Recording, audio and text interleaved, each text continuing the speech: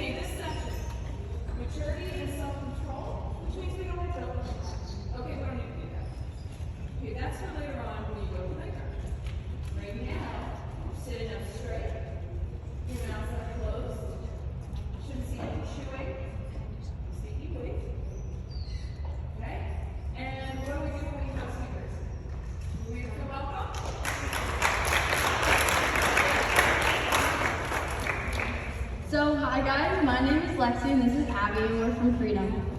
We're going to be talking about the importance of mental health and pretty much factors that go into it, how to help and stuff like that. So our first slide talks about mental health and what it is. It involves the emotional, psychological, and social well-being part of our brain. It affects things such as the way we feel, how we act, and the way we think. Mental health is just as important as our physical health, and it has been proven that it can impact our physical health. Many doctors and health specialists have done studies, and it's proven that having things such as depression and not treating it can cause long-term illnesses such as diabetes and other things. Mental illnesses are very common and occur in 1 of every 5 kids ages 13 to 18, and there could be many different reasons why one has mental illness. Some include childhood trauma, biological factors, differences or chemical imbalances of the brain, drug and alcohol use, the way you portray yourself, and things such as feeling alone and like you don't have anyone to talk to. We're here to remind you today that it's okay not to be okay and everyone is important. So there's many different types of mental illnesses. Some that you guys might know are like depression, anxiety, bipolar, panic, eating disorders, and PTSD. But there are also many some that are not common, like schizophrenia, psychosis, and paranoia, and there's a lot more. So no matter what type of mental illness you have, taking care of yourself is a huge part of it. And we want to make sure that we teach you today how to help yourself, because everybody has mental health, no matter if it's good or bad. As mentioned before, when you have a mental illness, you have to take care of yourself. That can start off as doing simple things like making sure you're getting enough sleep, eating properly, and keeping yourself active. Doing these 3 things make you feel more in control of your life, which is a big thing with mental health. Sometimes we need to do more than that, which is totally okay. A big thing we can do is reach out to loved ones. Reaching out to people you feel comfortable around and talking about what's bothering you can help you a lot. If you don't feel comfortable doing that, you can always talk to a guidance counselor, a trusted teacher, or even seeing a therapist outside of school as well. As shown in the picture above, you can also do things like deep breathing exercises, meditating, and relaxing your body. Taking a break from social media and technology is also important. So there are many ways that you can tell if somebody isn't feeling like themselves and needs help. So the first thing you want to look for is changing in their eating and sleeping patterns. So if somebody is falling asleep in class, or maybe they're not eating at lunch, that's something that can indicate that maybe they're not doing so well and you should just check up on them. So if they get mad quickly too, that's another thing that could indicate that they are going through something. If they're doing something normal and something that you would always do and they get mad super fast, that could be an indicator. So if they are, another thing is if they're really good at a certain sport, or they really like a certain club or an activity, and all of a sudden they just don't want to go or they don't like it anymore, that's kind of an indicator that something could be going on and you should probably check up on them. So this applies not in school, but also outside of school, like doing drugs and alcohol. That's another thing that's really big. So, how to help? There can be times that somebody doesn't want help with what they're going through mentally, but showing effort makes a big difference. Just taking 1 minute out of your day to give someone a compliment or asking how they are really can help someone, make someone's day, because you never know what they're going through. If they don't want to talk about it, it's okay, because you shouldn't force them to. Sometimes people need space, and when that happens, you just need to be patient with them and still show them that you care. And if you think that you're very worried about a person and you need to talk to somebody else, you can always go to a guidance counselor, trusted teacher, or an adult. And it's scary and nerve-wracking to do, but sometimes it's definitely the right decision, and you can be helping your friend out a lot. So what is Mental Health Awareness Month? So every year, it's during May. It is used to advocate and raise money for mental health awareness. And the whole month is kind of designated to spotlight mental health. So sometimes people share their stories, or they talk about mental health, kind of like what we're doing. So it just is to show that everybody has it and that you're not alone with what you're going through. And having things like depression, anxiety, and things like that doesn't make you any less of a person. So if you don't want to reach out to anyone because you're embarrassed or ashamed, which you shouldn't be, but it does happen, you can contact hotline numbers that you call, text, or you can talk with them.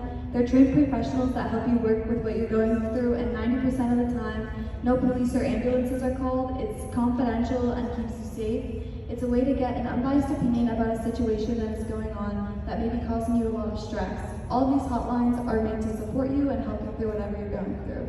The biggest one is 988, which is for all mental health disorders, and then the two above are specialized for suicide or self-harm. So I personally know people who have used these, and I know that they can give you just different ways to deal with a problem that you really couldn't think of. So next are some abbreviation things that we have. So the first one is TIP, which stands for temperature, intense exercise, and progressive muscle relaxation. So basically, that's explaining how you can control your nervous system when it starts to go out of whack and you feel those emotions. So temperature can help. You can take a cold shower. Intense exercise helps, which maybe that could be anything from standing up and doing jumping jacks to running. And then progressive muscle relaxation is when you tense all your muscles and then you slowly release, and that helps your nervous system get back into a normal state. Then we have the STOP acronym, which stands for stop, take a step back, observe, and proceed mindfully. So, for example, if you were crossing the street and a car's coming but you don't see it and you start walking across the street, somebody could pull you back and you could get real mad at them because you don't see that there's a car coming.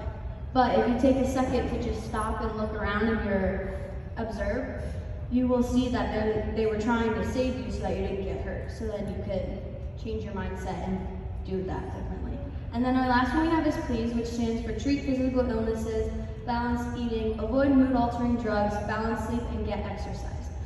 So basically this just helps you to keep your body healthy, but also then to keep your mind healthy. Because when your body's healthy, so is your mind.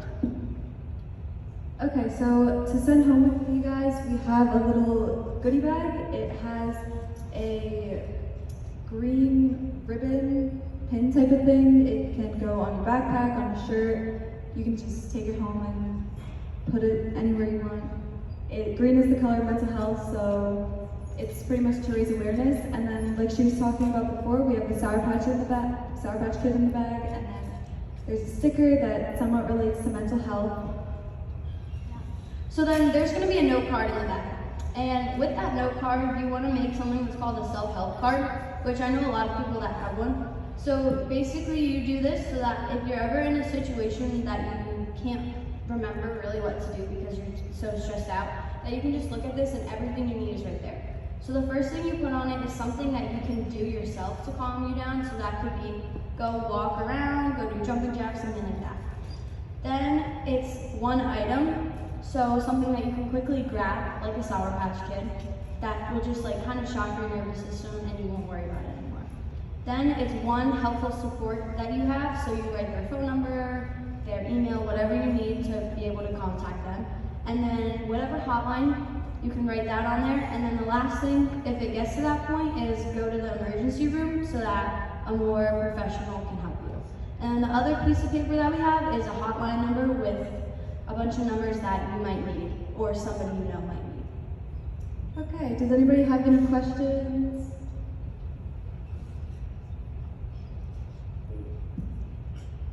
Okay, thank you guys.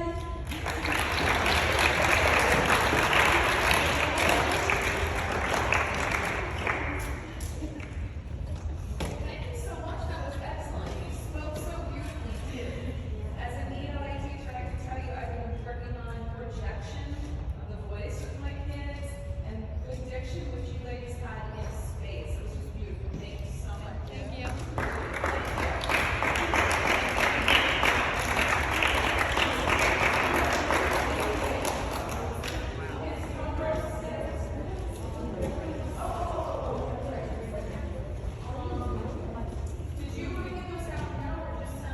We were gonna send you them with you guys, so we get them out. Thank you so much.